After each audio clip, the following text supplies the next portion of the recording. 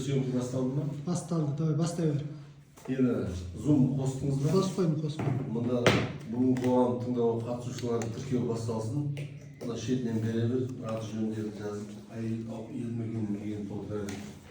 Құрметті қала тұрғындары, бүгін Химмел алюминиум жауапкершілігі серіктестігінің Шымкент қаласы еңбекші ауданы Сайрам тұрғын алабы номері 27/5 учаскесінде металл бұйымдарын өндіру зауыты жобасы бойынша екінші санаттағы объектіге әсер етуі экологиялық рұқсат алу үшін материалдар бойынша ашық жиналыстар түрінде қоғам тыңдау өткіземіз.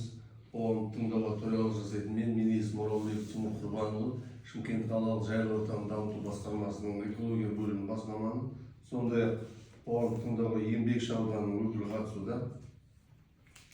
Қоғам тыңдауының ережесіне сәйкес қоғам тыңдауының регламентін бекітіп алуымыз керек.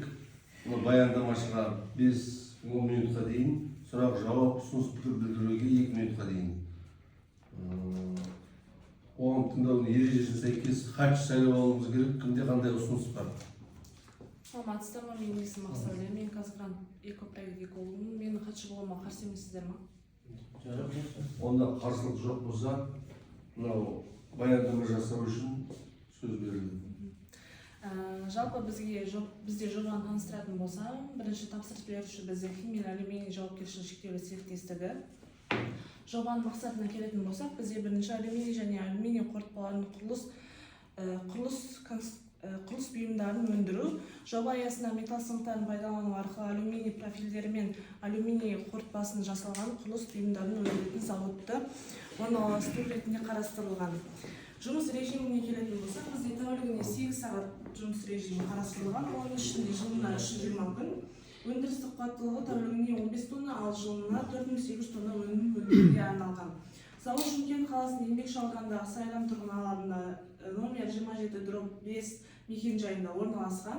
Жер учаскесінің пішіні көп бұрышты, жалпы ауданы 9,018 гектарды алып жатыр.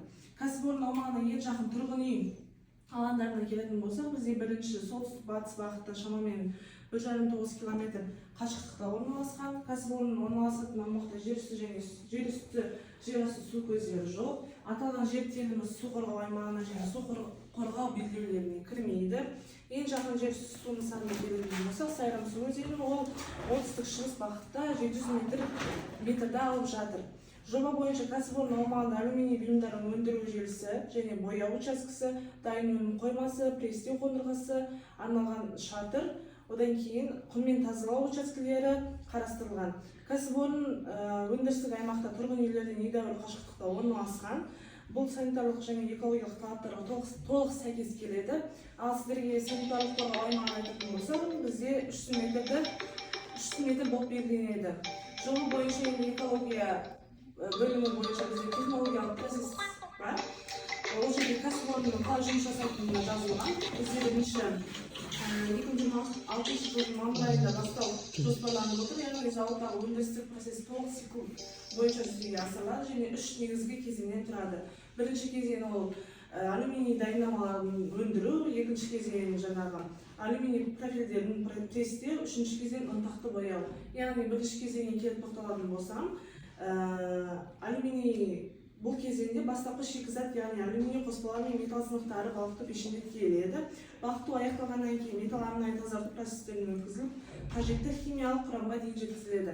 Ал енді екінші процеске келетін болсам, жаңа айтып өткенімде алюминий профильдерін престеу, ол дайындалған алюминий дайындамаларын қыздырылып, престеу қондырғысына жіберіледі.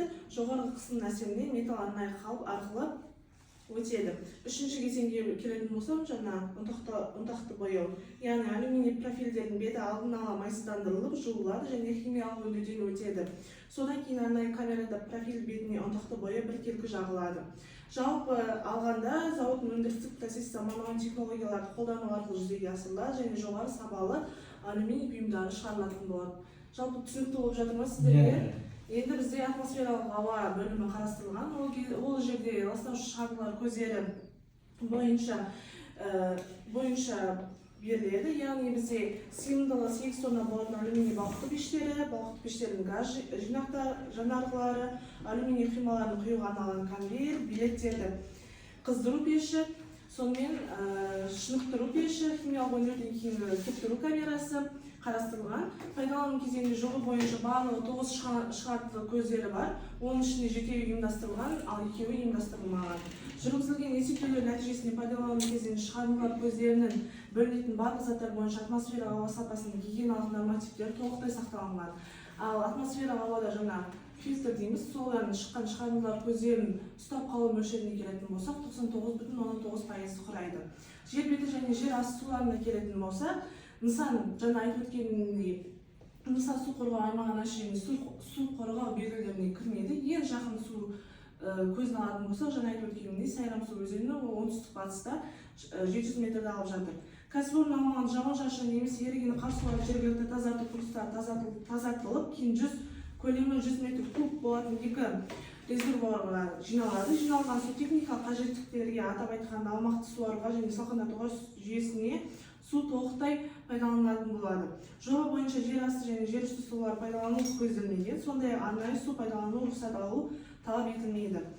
Енді өндіріс және тұтыну қалдықтарына келетін болсақ, жалпы жобада енді бізде пайдалану кезеңі қарастырылғаннан кейін бұл жерде майланған сүртуші белектері, майланған жарамсыз қалдықты майлар, қатты тұрмыстық қалдықтар, тозған арнайы киімдермен және басқа да тоқыма бұйымдары, жарықдиодты шамдар бар. Алюминий балқыту кезінде түзілген шлак қайтадан технологиялық процеске енгізіледі. Атап айтқанда плюстеу және қосымша балқыту жұмыстары пайдаланылады. Сонымен қатар алюминий сынықтарына келетін болса, олар екінші реттік шикізат ретінде қарастырылған, яғни қайта өңдеуге жіберіледі. Бір жыл ішінде уақытша сақтау көлемі 9500 граммды құрайды.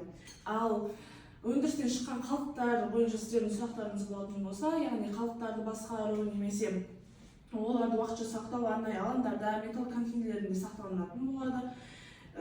Кейін олар шарт негізінде мамандандырылған кәсіпорындарға жеткізіліп отырады. Қалдықтарды дұрыс сақтау, қалдықтарды басқару, тиімді ұйымдастыру және арнайы контейнерлерді пайдалану қоршаған ортаны келтіретін ықтимал теріс әсерді барынша азайтуға мүмкіндік береді. Енді бізде экология бойынша оның бөлімінің ішінде өсімдіктер мен жануарлар әлемі бар. Ол жерде жасыл желектерді бұзу, мүжбілік көшіру күтілмейді. Қызыл кітапқа енген жануарлар мен құстардың көбеюіне және ұя салу орындары жоқ. Осымен менің баяндамам аяқталды. Осы проект бойынша немесе экология бойынша сұрақтарыңыз, ұсыныстарыңыз болса, қойсаңыздар болады. Жоқ, сұрақ жоқ. Тұрғындар, кімде қандай сұрақ ұсыныс білдірді? Бұл жобаға байланысты. Түсініктіңіз бе? Зумда қатысушылар бар ма? Қазір.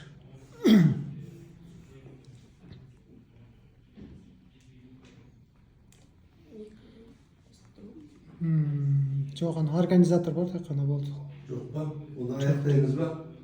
Бүгінгі қоғам тыңдауға байланысты хаттама толтырылады, рәсімделеді. Одан басқа мынау видеосъемка түсірілді. Оны әлеуметтік желінің YouTube каналынан көруге болады. Барлықтарыңызға рахмет, сау болыңыздар. Қоғам тыңдау аяқталды.